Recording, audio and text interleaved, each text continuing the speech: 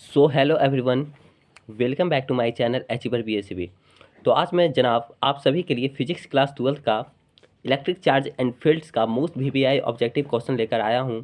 जो भी कैंडिडेट 2023 में बोर्ड एग्ज़ाम देने वाले हैं उन सभी कैंडिडेटों उम्मीदवारों से मैं कह देना चाहता हूं कि दोस्त, आप सभी के लिए ये जो वीडियो है ये बहुत इंपॉर्टेंट वीडियो होने वाली है, जो कि यहाँ पे चैप्टर 1 यानी फिजिक्स का क्लास 12 का इंपॉर्टेंट ऑब्जेक्टिव क्वेश्चन है। ठीक है दोस्त, यहाँ से आप लोगों का क्वेश्चन यानी क्वेश्चन पेपर में यहाँ से क्वेश्चन आने की बहुत सारी उम्मीद है। ठीक है दोस्त, तो अब मैं शुरू करता हूँ।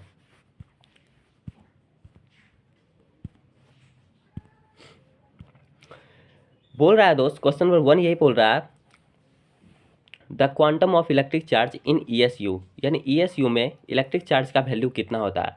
तो आप सभी को पता होगा दोस्त, यानी इलेक्ट्रिक चार्ज का वैल्यू जो होता है वो होता है 4.78 इंटू 10⁻⁻10 के इक्वल होता है। यानी इस तरह से आप लोगों का ए ऑप्शन सही है। ठीक है, अब आ जाते हैं क्वेश्चन नंबर सेकंड पे। क्वेश्चन नंबर सेकंड क्या बोल रहा है? क्वेश्चन नंबर सेकंड यही बोल रहा है, permittivity of free space is, यानी फ्री स्पेस में परमिटिविटी का वैल्यू कितना होता है। ठीक है, तो यहाँ पे भी दोस्त आप लोगों का 4 ऑप्शन दिया गया है। जैसा कि आप लोग जानते होंगे कि फ्री स्पेस में परमिटिविटी का जो वैल्यू होता है वो होता है 8.85 इंटू 10⁻⁻12 फ्राइडे पर मीटर के इक्वल होता है। ठीक है, फ्राइडे पर मीटर के इक्वल होता है। ठीक है, अब आ जाते हैं दोस्त क्वेश्चन नंबर थर्ड पे। क्वेश्चन नंबर थर्ड क्या बोल रहा है, the unit of electric field intensity is, यानी इलेक्ट्रिक फील्ड इंटेंसिटी का ऐसा यूनिट वैल्यू कितना होता है। अब यहाँ पे भी 4 ऑप्शन दिया गया है। जैसा कि आप लोग जानते होंगे कि इलेक्ट्रिक फील्ड का जो ऐसा यूनिट होता है वो आप लोगों का न्यूटन पर कूलम के बराबर होता है। ठीक है, यानी न्यूटन पर कूलम के इक्वल होता है। यानी क्वेश्चन नंबर थर्ड का बी ऑप्शन सही है। ठीक है, क्वेश्चन नंबर 4 पे आते हैं।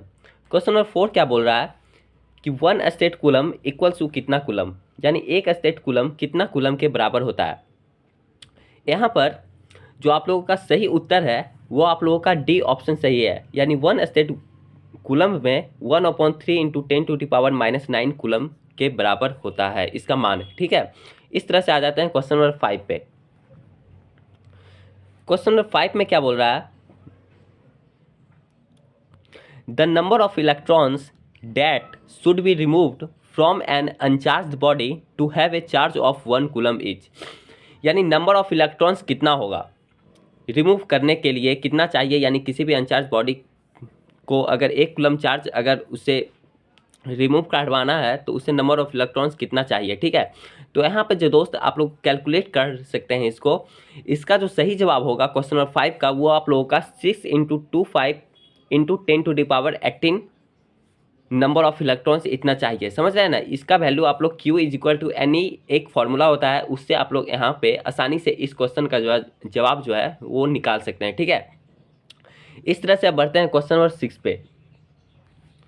क्वेश्चन नंबर 6 क्या बोल रहा है, इलेक्ट्रोस्टैटिक फील्ड इज, यानी इलेक्ट्रोस्टैटिक फील्ड जो है वो किस प्रकार का फील्ड है, यानी किस नेचर का फील्ड है। ठीक है, यानी इसका सही जवाब जो है वो आप लोगों का कंजर्वेटिव होगा। यानी इलेक्ट्रोस्टैटिक फील्ड जो है वो एक प्रकार का कंजर्वेटिव फील्ड है। समझ रहे हैं ना, यानी कंजर्वेटिव नेचर का है, यानी वो कंजर्व होता है। ठीक है, इस तरह से बढ़ते हैं क्वेश्चन नंबर 7 पे।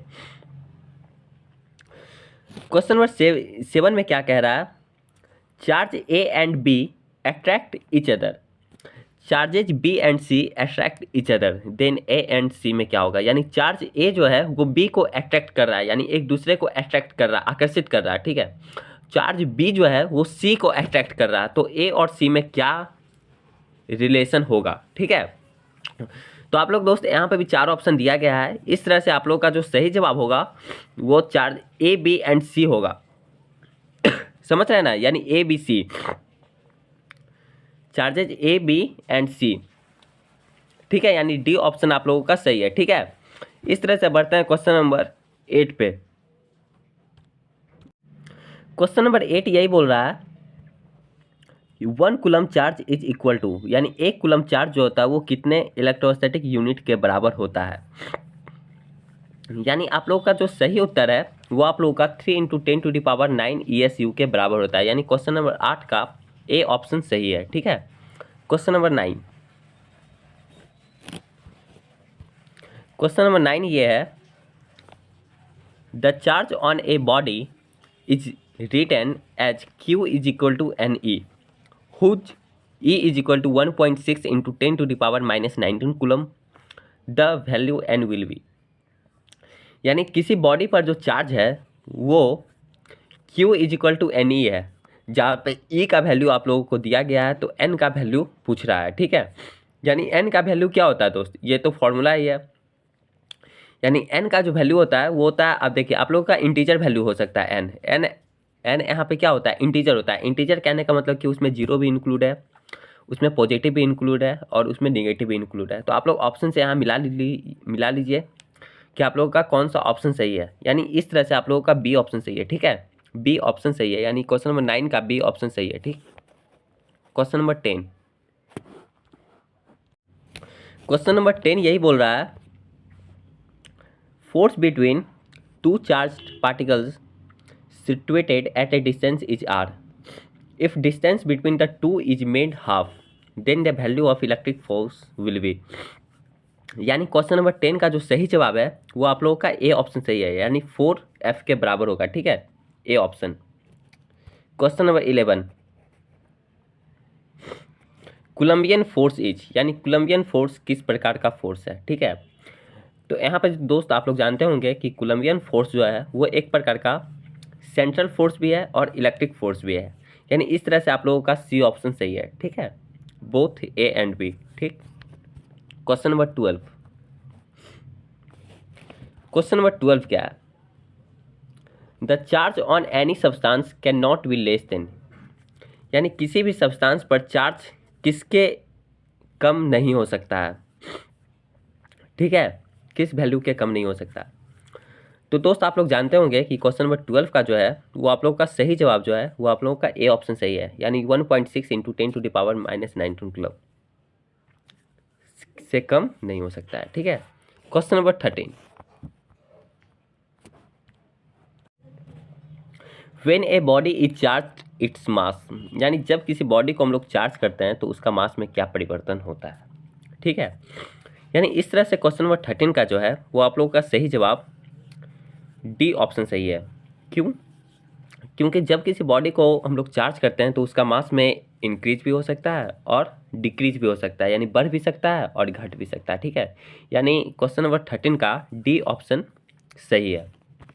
क्वेश्चन नंबर 14, क्वेश्चन नंबर 14 क्या है, the dimensional formula of electric field intensity is, यानी इलेक्ट्रिक फील्ड इंटेंसिटी का डायमेंशनल फार्मूला क्या होता है। ये आप लोग आसानी से निकाल सकते हैं, समझ रहे हैं ना, इलेक्ट्रिक फील्ड का डायमेंशनल फार्मूला आप लोग निकाल सकते हैं आसानी से, या फिर याद भी होगा, आप लोगों को याद भी कर सकते हैं। ये सब क्वेश्चन आने की बहुत सारी उम्मीद है दोस्त, ठीक है, इसलिए इस क्वेश्चन को आप लोग ध्यानपूर्वक से समझ लें, देख लें, प्रैक्टिस कर लें, ठीक है। क्वेश्चन नंबर 14 का जो सही जवाब है वो आप लोगों का बी ऑप्शन सही है, ठीक है। यानी इसका जो डायमेंशनल फार्मूला जो होता है इलेक्ट्रिक फील्ड का वो होता है ML T पे पावर -3 A पे पावर -1, यानी A इनवर्स, ठीक है, और वो ब्रैकेट में बंद होता है। क्वेश्चन नंबर 14 का बी ऑप्शन सही है। Question number 15, which of the laws gives the force between two charges at rest, यानी बोल रहा है कि दो चार्जेज जब एक दूसरे के रेस्ट में रहते हैं तो वहाँ पे कौन सा फोर्स काम करता है, यानी वो किस लॉ के कारण होता है, कौन सा फोर्स के कारण, ठीक है। तो दोस्त आप लोग जानते होंगे कि दो चार्जेज जब एक दूसरे के रेस्ट में रहते हैं तो वहाँ पे आप लोगों का कूलम फोर्स काम करता है, यानी कूलम लॉ, समझ रहे हैं ना। इस तरह से आप लोगों का सी ऑप्शन सही है, क्योंकि किरचॉफ्स लॉ तो रूल्स तो वहाँ पे काम नहीं करता रहेगा, गॉस थ्योरम भी नहीं, फ्राइडे लॉ भी नहीं, तो यहाँ पे कूलम्स लॉ ही काम करता है। कूलम्स लॉ इलेक्ट्रोस्टैटिक्स में आप लोग पढ़ते होंगे, वही चैप्टर ये इलेक्ट्रिक चार्ज एंड फील्ड्स, उसमें कूलम्स लॉ के बारे में ही पढ़ना है, ठीक है। इस तरह से क्वेश्चन नंबर 16, क्वेश्चन नंबर 16 क्या है, the value of 1/4 pi epsilon not, यानी 1/4 पाई एप्सिलॉन नॉट का वैल्यू कितना होता है। ये आप लोगों को याद करना है दोस्त, ये आप लोगों का न्यूमेरिकल है, याद कर लेना है वैल्यू, ठीक है।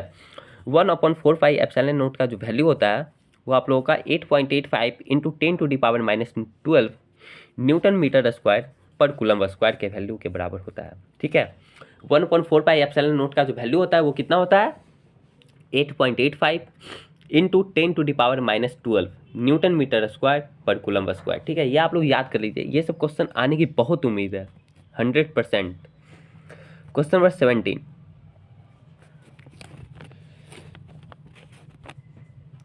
There are two identical spheres A and B, A is given plus Q charge and B is given minus Q charge, तब इसमें क्या रिलेशन होने वाला है। ये बोल रहा है ये कि ए और बी जो है वो दो आइडेंटिकल स्फीयर है। आइडेंटिकल कहने का मतलब ये होता है कि एक जैसा, समझ रहे हैं, समान। ए पे जो है वो प्लस क्यू चार्ज है और बी पे जो है वो माइनस क्यू चार्ज है, तो वो दोनों के बीच में क्या रिलेशन है, क्या होगा नहीं होगा, वही देखना है। चार तो ऑप्शन है, ऑप्शन के अकॉर्डिंग यहाँ पे मैच करना है। ठीक है, फर्स्ट ऑप्शन में दिया गया मास ऑफ ए इंक्रीजेज, क्या मास ऑफ ए का जो मास है वो इंक्रीज हो जाएगा। अगर ए पे अगर पॉजिटिव चार्ज है तो क्या ए का मास इंक्रीज हो जाएगा, या बी का मास इंक्रीज होगा, या फिर मास पे कोई इफेक्ट नहीं होगा, या फिर नॉन ऑफ दिस, यानी कोई इसमें से कोई नहीं। तो यहाँ पे दोस्त जो आप लोग जानते होंगे, यहाँ पे मास उस पर कोई इफेक्ट नहीं पड़ेगा, क्योंकि ए पे जो है वो प्लस क्यू चार्ज है और बी पे जो है माइनस क्यू चार्ज है, इसलिए यहाँ पे नो इफेक्ट ऑन मास, यानी मास पर कोई इफेक्ट नहीं होगा। ठीक है, क्वेश्चन नंबर 17, नहीं नहीं नहीं, ये गलती बोलती है दोस्त। यहाँ पे देखिए, यहाँ पे ए और बी जो है वो दोनों आइडेंटिकल है। ठीक है, आइडेंटिकल, यहाँ पे क्या लिख दिया गया है, आइडेंटिकल। आइडेंटिकल है, स्फीयर है, स्फीयर मतलब वही होता है गोला। ए पे जो है वो प्लस क्यू चार्ज है और बी पे जो है वो माइनस क्यू चार्ज है। तो जिस पे पॉजिटिव चार्ज है, समझ रहे हैं ना, जिस पे पॉजिटिव चार्ज है और बी पे जो है वो निगेटिव चार्ज है, तो बी पर जो वो निगेटिव चार्ज है यानी उसका मास जो होगा दोस्त वो इंक्रीज कर जाएगा। क्यों, क्योंकि उस पर इलेक्ट्रॉन ज़्यादा है, समझ रहे हैं ना। मास जो है वो बी पे जो है, बी का जो मास मतलब चार्ज जो है बी पर वो माइनस क्यू चार्ज है, इसलिए बी का जो है वो मास इंक्रीज हो जाएगा। यानी इस तरह से आप लोग का जो है वो आप लोगों का बी ऑप्शन सही हो जाएगा। बी ऑप्शन, बी ऑप्शन आप लोगों का सही हो जाएगा। ठीक है, बी ऑप्शन सही है, बी ऑप्शन। ठीक है, अब आ जाते हैं इस तरह से दोस्त क्वेश्चन नंबर 18 पे। क्वेश्चन नंबर 18 यही बोल रहा है कि the SI unit of electric flux, यानी इलेक्ट्रिक फ्लक्स का एसआई यूनिट कितना होता है। तो यहाँ पे भी दोस्त आप लोग चार ऑप्शन दिया गया है, जैसा कि आप लोग देख ही रहे होंगे। यानी इलेक्ट्रिक फ्लक्स का एसआई यूनिट कितना होता है, तो इलेक्ट्रिक फ्लक्स जो होता है वो एसआई यूनिट का, यानी इलेक्ट्रिक फ्लक्स का जो एसआई यूनिट होता है वो आप लोगों का न्यूटन मीटर स्क्वायर पर कूलम, यानी बी ऑप्शन आप लोगों का सही है। ठीक है, क्वेश्चन नंबर 18 का आप लोगों का बी ऑप्शन सही है।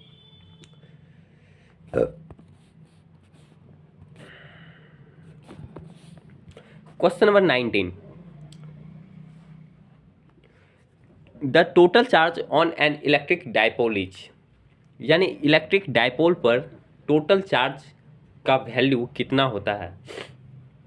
ठीक है, यानी इस तरह से आप लोग जानते होंगे दोस्त कि इलेक्ट्रिक डायपोल पर चार्ज का टोटल वैल्यू कितना होता है। तो एक तो पॉजिटिव चार्ज रहता है और एक नेगेटिव चार्ज रहता है, तो दोनों का मैग्नीट्यूड जो होता है दोस्त, दोनों मिलाकर वो जीरो हो जाता है। ठीक है, जैसा कि आप लोगों को पता होगा, तो इस तरह से आप लोगों का जो है वो आप लोगों का बी ऑप्शन सही है, समझ रहे हैं ना, बी ऑप्शन, बी। ठीक है, B option, sorry A option सही है, जीरो, जीरो के बराबर होता है। ठीक है, क्योंकि मैग्नीट्यूड उसका जीरो हो जाता है, पॉजिटिव नेगेटिव कट जाता है तो उसका वैल्यू जीरो हो जाता है। ठीक है, क्वेश्चन नंबर 20, क्वेश्चन नंबर 20 क्या बोल रहा है आप, the electric field intensity at infinite distance from an electric charge is, यानी किसी भी इन इलेक्ट्रिक चार्ज का जो, यानी इलेक्ट्रिक फील्ड का इंटेंसिटी कितना होगा अगर किसी चार्ज को हम लोग इन्फिनाइट डिस्टेंस पर रख दिए हैं तो। ठीक है, इन्फिनाइट डिस्टेंस पर अगर रख दिए हैं तो इसका इलेक्ट्रिक फील्ड का इंटेंसिटी कितना होगा। तो आप लोग जानते होंगे दोस्त, इसका जो वैल्यू होगा वो आप लोगों का जीरो के बराबर हो जाता है। ठीक है, कितना के बराबर हो जाता है, जीरो के बराबर हो जाता है, यानी इस तरह से आप लोगों का बी ऑप्शन सही है। ठीक, क्वेश्चन नंबर 21, क्वेश्चन नंबर 21 क्या है, unit of surface density of charge is, यानी सरफेस डेंसिटी चार्ज का एसआई यूनिट कितना के बराबर होता है। सरफेस डेंसिटी चार्ज का एसआई यूनिट, तो आप सभी को पता होगा कि इसका जो सही जवाब है वो आप लोगों का ए ऑप्शन सही है। ठीक है, कितना है, ए ऑप्शन आप लोगों का सही है, यानी कूलम पर मीटर स्क्वायर के बराबर होता है। ठीक है, क्वेश्चन नंबर 21 का ए ऑप्शन सही है। Question number 22,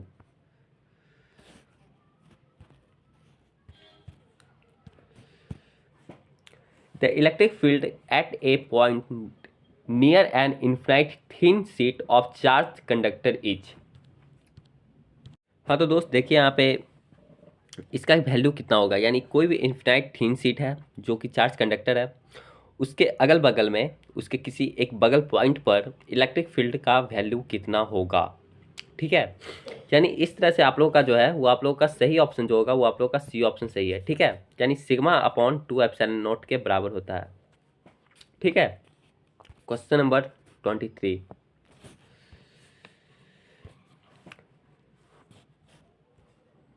a surface enclose an electric dipole, the dipole electric flux over the surface is. इसका सही जवाब जो होगा दोस्त वो आप लोगों का बी ऑप्शन सही होगा। ठीक है, B option, B. Question number 24, question number 24 क्या है, when a soft bubble is charge its radius, यानी जब किसी सॉफ्ट बबल को चार्ज किया जाता है तो उसका रेडियस में क्या बदलाव होता है। ठीक है, तो इस तरह से आप लोगों का जो सही जवाब है वो आप लोगों का ए ऑप्शन सही है, इंक्रीज हो जाता है, बढ़ जाता है। ठीक है, क्वेश्चन नंबर 24 का ए ऑप्शन सही है। Question number 25,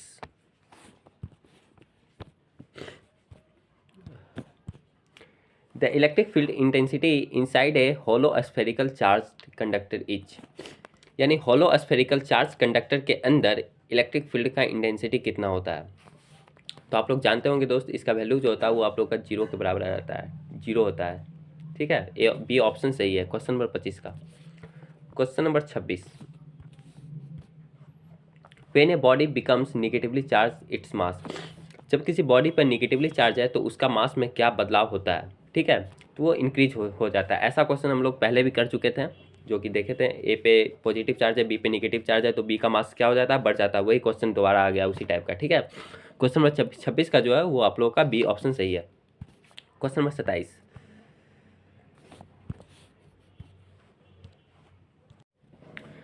the value of electric field inside a charge spherical conductor is, यानी किसी भी स्फेरिकल कंडक्टर के अंदर जो चार्ज होता है उसके कारण इलेक्ट्रिक फील्ड कितना के बराबर होता है।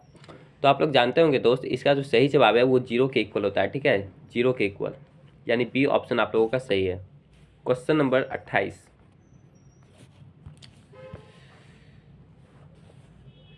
Minimum number of capacitors of 2 microfarad is required to obtain a capacitance of 5 microfarad will be, यानी मिनिमम नंबर ऑफ कैपेसिटर्स कितना होगा। अगर 2 माइक्रोफैराड का है एक और एक 5 माइक्रोफैराड का कैपेसिटेंस है तो उसको प्राप्त करने के लिए मिनिमम नंबर ऑफ कैपेसिटर्स कितना होना चाहिए। तो इसका जो सही जवाब है वो आप लोगों का ए ऑप्शन सही है, यानी 4 होगा। ठीक है, 4। क्वेश्चन नंबर 29,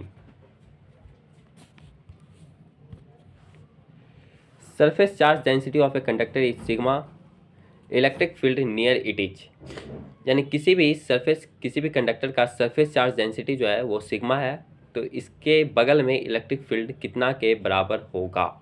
ठीक है, तो इस तरह से आप लोग का जो सही जवाब है वो क्वेश्चन नंबर 29 का जो है वो आप लोगों का बी ऑप्शन सही है, यानी sigma divided by 2 epsilon, sigma divided by epsilon not. ठीक है, क्वेश्चन नंबर 30,